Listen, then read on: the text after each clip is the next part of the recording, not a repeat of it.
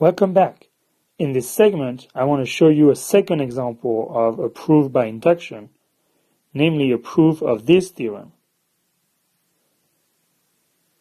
So the theorem says, for any positive integer n, the sum of the first n terms of this sequence, meaning the terms from 1 to n, for the variable I, is equal to this closed form formula. So remember, the first step before you can even apply mathematical induction is to recognize that this theorem has the correct form for mathematical induction. In other words, the form for all n belonging to a set S, where the elements of S can be ordered, where S is Z plus, so that's all good. And then you must have P of n in here, and that is P of n. So let's write it down. P of n is this complex equality here. Now remember, P of n is not a proposition because n is a free variable. So let's compute P of 1. Now, P of 1 is what you get by replacing n by 1 everywhere in this expression.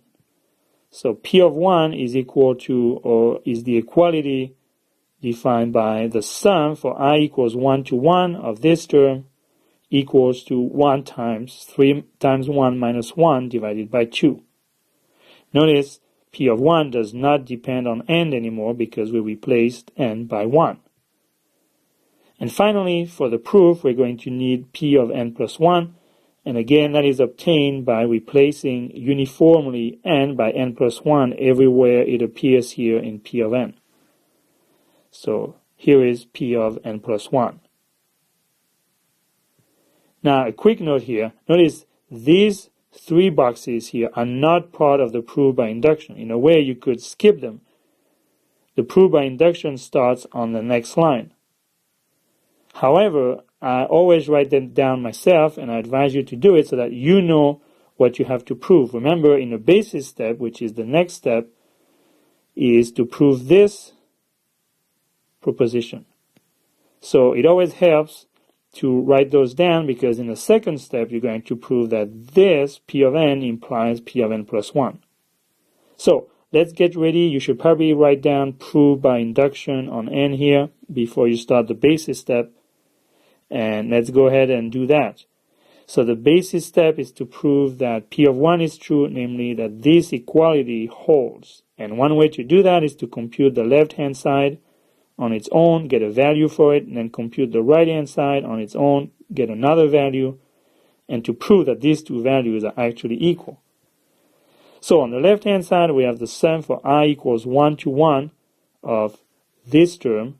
So we only have one term where I is equal to 1. That's equal to minus 2 plus 3, which is 1.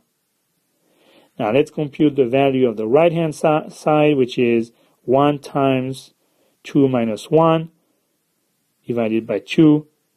And that is equal to 1 times 2 divided by 2, or 1. Since the two sides of the equality are the same, we just prove that P of 1 holds.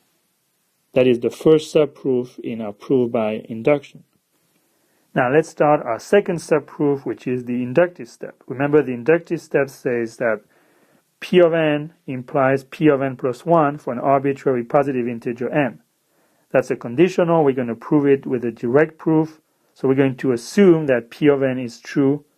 That's our inductive hypothesis. So assume that this equality holds for an arbitrary positive integer n.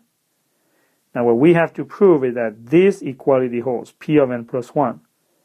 So again, we're going to start from, say, the left-hand side here, and we're going to use equational reasoning to rewrite it in a sequence of steps until we get this expression here. So notice that this sum is identical to that sum, except it goes one integer further for n plus 1. So we can decompose this sum into this sum, to which we're going to add this expression after I is replaced by n plus 1. So here we go. Now the reason we did this, again, is because the only thing we know is that this equality holds. So we're trying to make this sum appear in our expression here. So we just did that, so now we can use the inductive hypothesis to replace this sum by this closed form formula. And don't forget to justify this step. It's a requirement, namely the fact that you're using the inductive hypothesis up here. Again, if you were not using the inductive hypothesis, you would probably have a wrong inductive proof. And so now all we have to do is to rewrite this expression in this form. So we're not going to need to justify any of the following steps because they just require basic algebra. So now we need to rewrite this expression into this one. So we need to reduce it to a single fraction. We're going to take the second term and multiply and divide it by 2. Then we're going to combine this into a single fraction. And at the same time, I'm going to multiply out this term and that term. So here we're going to get 3 times n squared minus n at the beginning of the numerator. And here I'm going to get minus 4. And then I'm going to get 6 times n plus 6.